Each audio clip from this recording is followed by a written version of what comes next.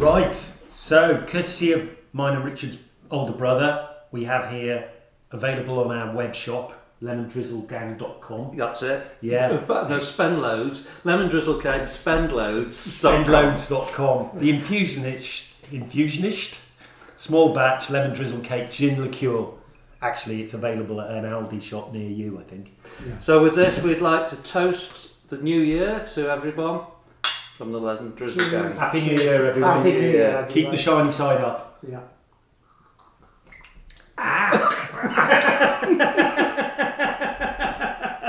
Not with that, you won't. Woo!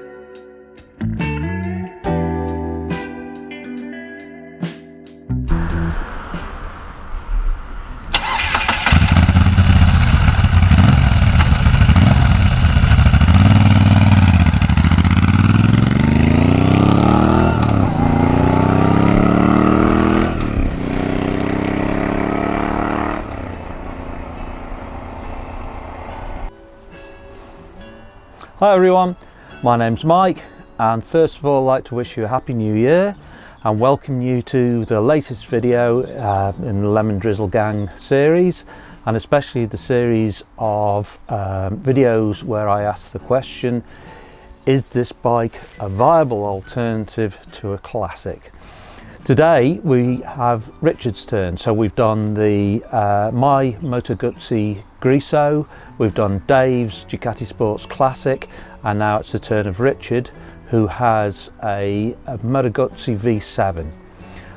So we're going to have a look at that usual format, and then we're going to have a bit of a round table at the end of it where Dave, Richard and I are going to have a chat and discuss it. So if you're enjoying what you're seeing, please don't forget to like and subscribe. It makes a big difference to us to be able to produce these videos, and I hope you keep watching, and thank you for your support, and on with the show.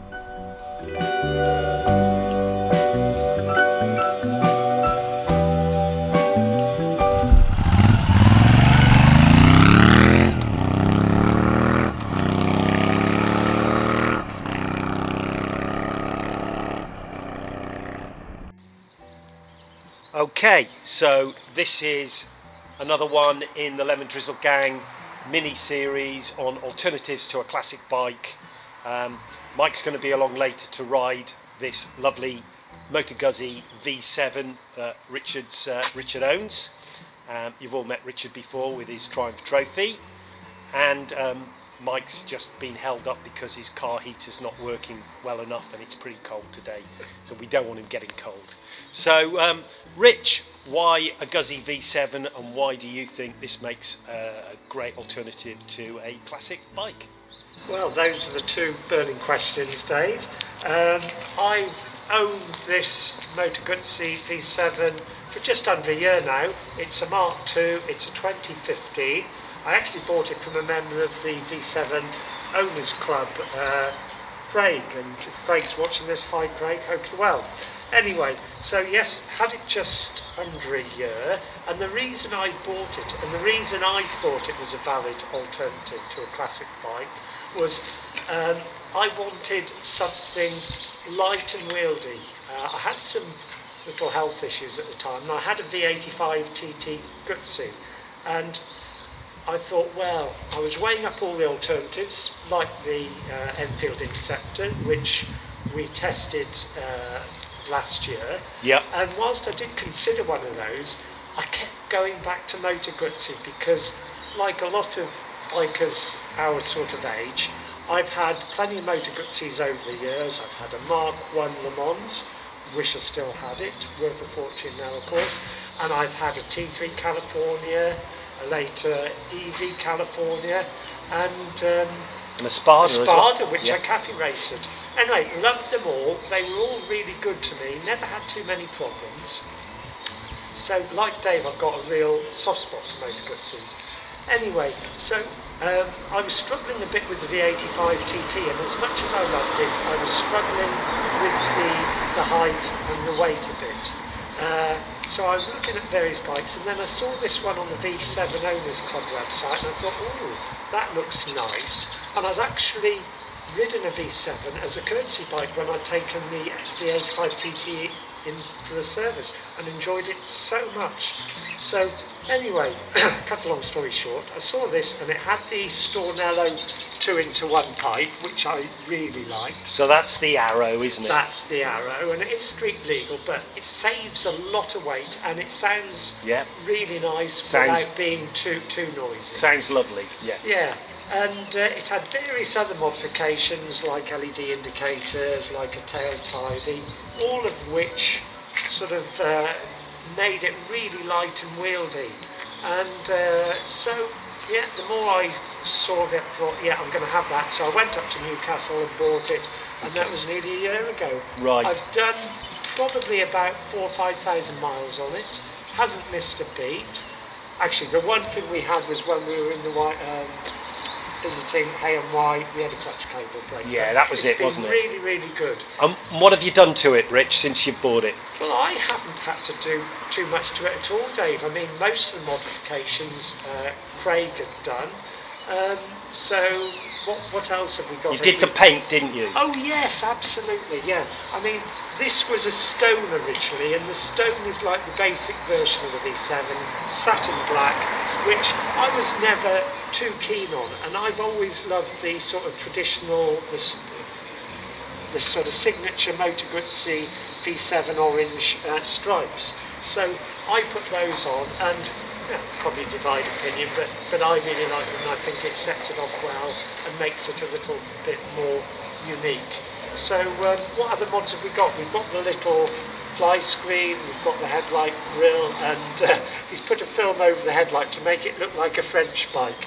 But whether it helps illumination, I don't know. Yeah, but, and you've got different foot pegs, haven't you? On it? Got different foot pegs, yes. Got the very nice quality foot pegs. Slightly rear set, I think. They are a bit. And we've got a Hagen Nitro shock on it. And you've got a smaller rear light, I think, haven't you? Absolutely. And obviously LED the rack. rear light, along with the LED indicators. Okay. So there we go. So what do you like about it, Rich? And has it lived up to your expectations? It has. I mean, at the time I bought this, the 850 V7 had just come out. And in fact, Dave was saying, why don't you treat yourself to the 850? And I did look at them, but reading all the road tests at the time, they were a bit bigger, a bit heavier, which was the thing I was trying to get away from. And the more I thought about it, I thought, no, one of the 750s, especially a little bit of a one-off like this, something a bit more unique, a bit street scrambler-ish, will suit me. And those of you who've seen the Lemon Drizzle Gang video of my 650 trophy, my 1971 Triumph, will know that I like sort of street scramblers. Yeah. So I thought this sort of complemented it quite well. And to answer Dave's question right at the start, is this a valid alternative to a classic bike? I think it is, absolutely. It's got some of the same qualities as the Triumph as well. It's torquey, it's light. But of course, like most modern bikes, you can just press a starter button and generally it'll go, even if you haven't used it for a month or two. So that's the attraction. I mean, it is a very competitive part of the market, this sort of 750 retro, and you know, it is dominated by the Enfield Interceptor. And you know, if you've seen the Lemon Drizzle Gang video, you'll know that we all like this that bike. But this is one of the main opposition, if you like, competitors to the Enfield Interceptor. But the reason I chose it over, say, an Interceptor is it's got the traditional Moto Guzzi values, virtues, if you like. You know, it's air cooled, it's push rod, simple to service, simple to service. All the things that I love about the old Moto Guzzis. have been transferred over onto this, and it rides like an old Moto Guzzi, Dave. Okay, well, we'll find out a little bit, won't we, when Mike arrives. We'll take it for a spin and see if it lives up to the Guzzi lineage. Yeah. All right, well, thanks, Rich. We'll wait for Mike to arrive. Now he's hopefully fixed the car heater and put his thermals on, because it is pretty cold today, and we'll take it for a spin and have a little chat about it afterwards.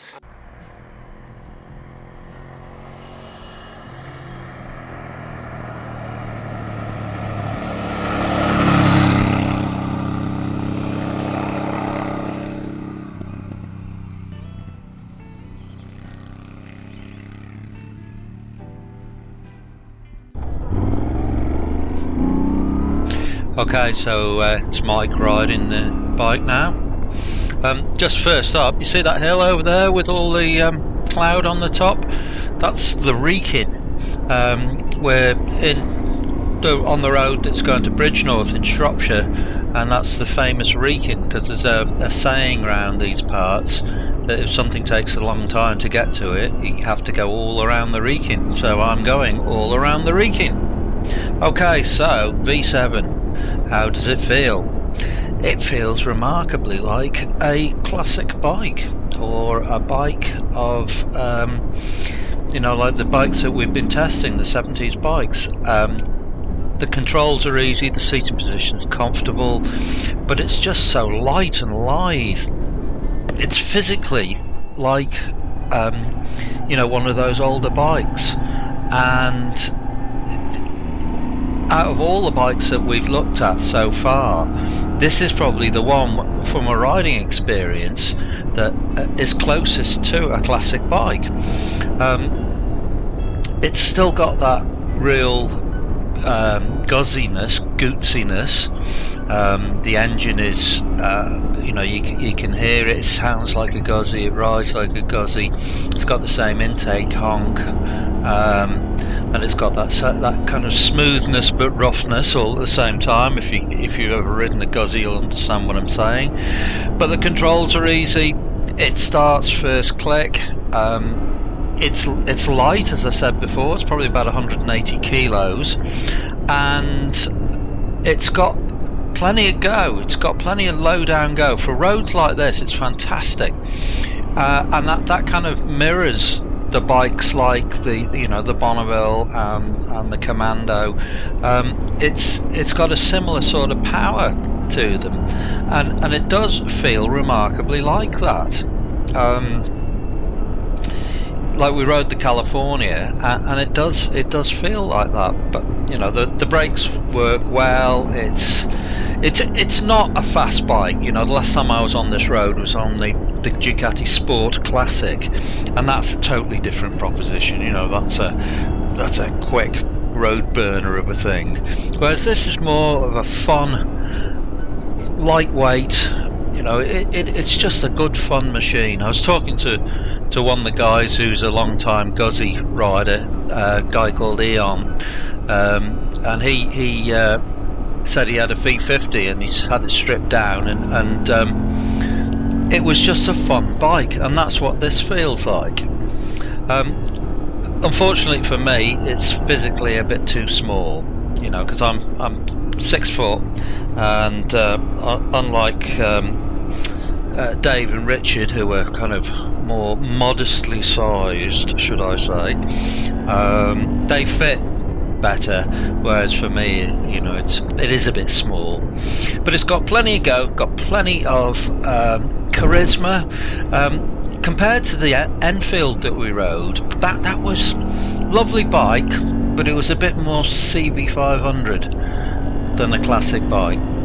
Whereas this, you can really feel, you know, the lineage. It really does feel like a proper Guzzi.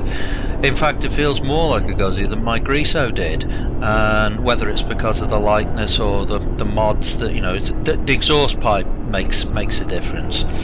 But yeah, lovely bike. And is it a viable alternative to a classic bike? Absolutely it is. You know, you could ride with classic mates on this.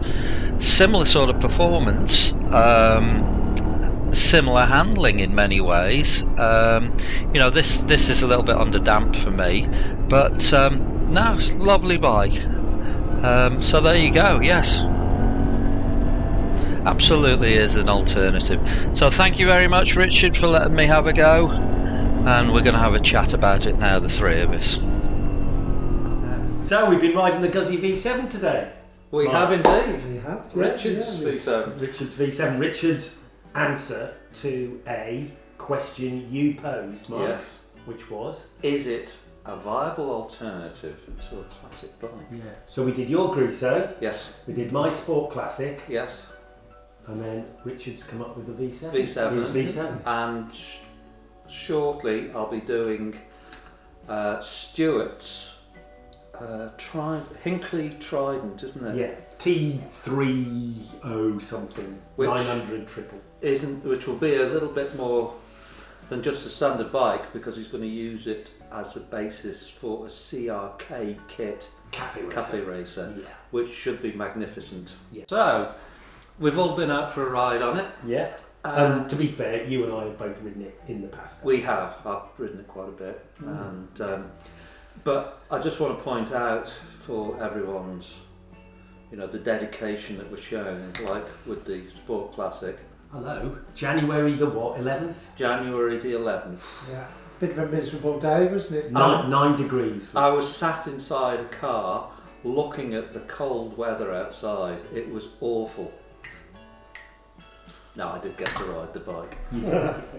Yeah, briefly. Yeah. Okay, so enough yatter. What do we think of the bike? I love it. Yeah. I love it. Well, I said on the Enfield video that although we all like the Enfield, I wouldn't have the Enfield because I would have a Guzzi V7. Yeah. And at the time I said, and I stick by it now, having ridden Richards again today, that I like it because I like Guzzis, and it isn't just a pastiche of a Guzzi or a recreation of a Guzzi or anything.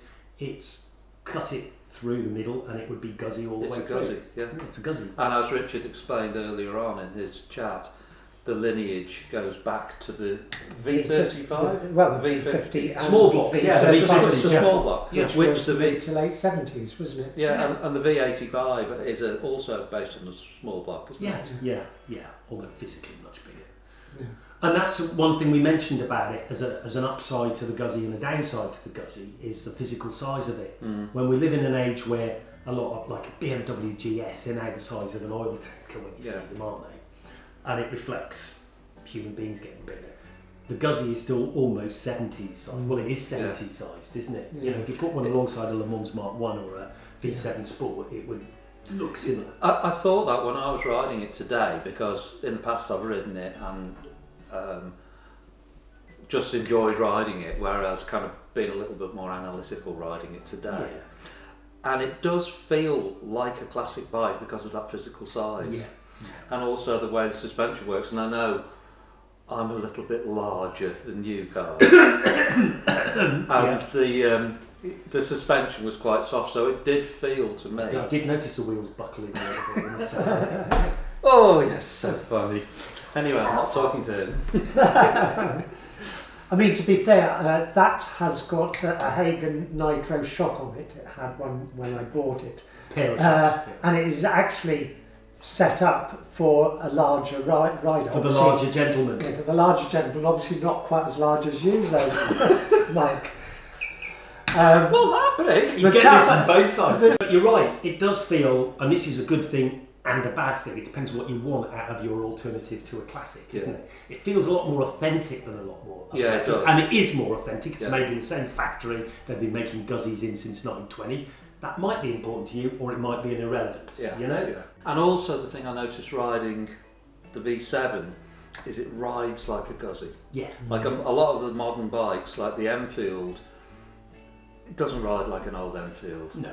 Whereas, like I did the one on my Griso, and to be honest, riding the V7, it's more Guzzi-like, gutsy-like, than the Griso. Yeah. And I don't quite know why it is that. I guess it's that because every time they re-engineered that transverse V-twin, they engineered a little bit more of the character / fault / soul out of it, depending on your viewpoint. So a Griso doesn't feel as Guzzi-ish as a T3 California that we filmed, But Richard's V7 is sort of halfway between the two. It's exactly, it's a halfway house. Yeah. But it's got that, and I was, again, when I was writing, so I was trying to define what that gootsiness is. And it's the thumping, you know, the engine. Yeah. But there's also like a kind of, and it's the intake honk and all that. Yeah. But there's also like this kind, it's almost like an electric, there's a whine that comes off it. There's a whine. And it's smooth. Yeah. But it's not overly smooth. But with character. It's a bit like when you ride an old big block Guzzi, and the small blocks do it to a lesser degree, but they still do it. It's like a dog shaking its tail when you rev it, and when you're ticking over, it kind of does that slightly shimmy thing.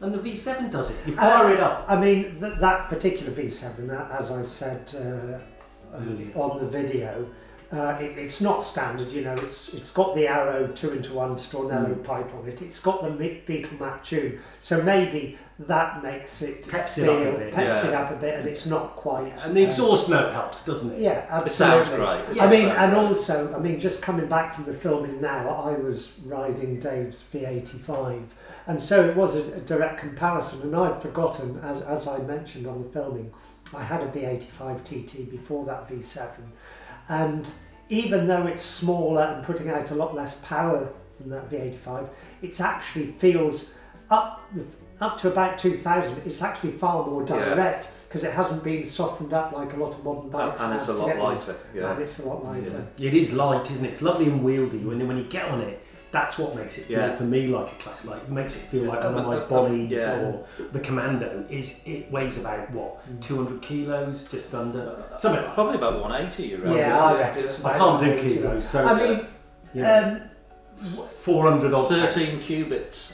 13 cubits, yeah. I mean, before I chose that V7, you know, I was weighing up alternatives, and as I said earlier, you know, I was considering things like interceptors and whatever, and I was even considering the 850 V7, which had just come out about a year ago, and it would have been an interesting halfway house between the V85 TT and a V7 like that, but the 850 V7, they've made it a bit bigger.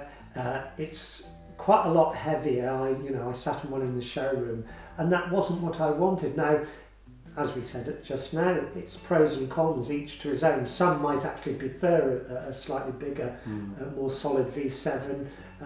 It's down to your individual need, but I like that. What we should do is have a word with the good people at A&D.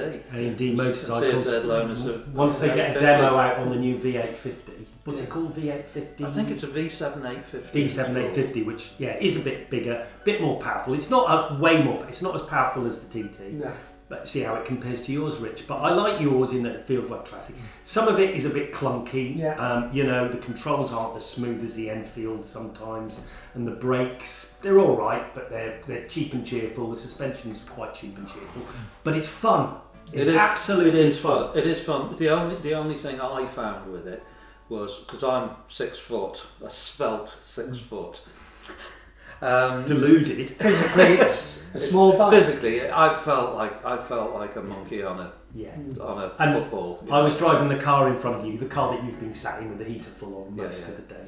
And I could see you behind, and we joked about it in advance, didn't we? Your knees were sticking out further than the cylinders on the Guzzi. You know, you're like.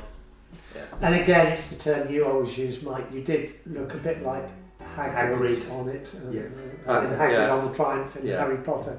Yeah, you did dwarf it a bit, but thanks, guys. It's okay. Anytime. Apart from that, you look really cool. Yeah, I am on a diet. I've said that twice. Yeah. You know, we throw all these lovely cool bikes at Mike, and not everybody can carry it. No, Mike, including Mike. Thanks, guys. Yeah, thank you very much. And thank you, Rich. Okay, thanks a lot, Rich.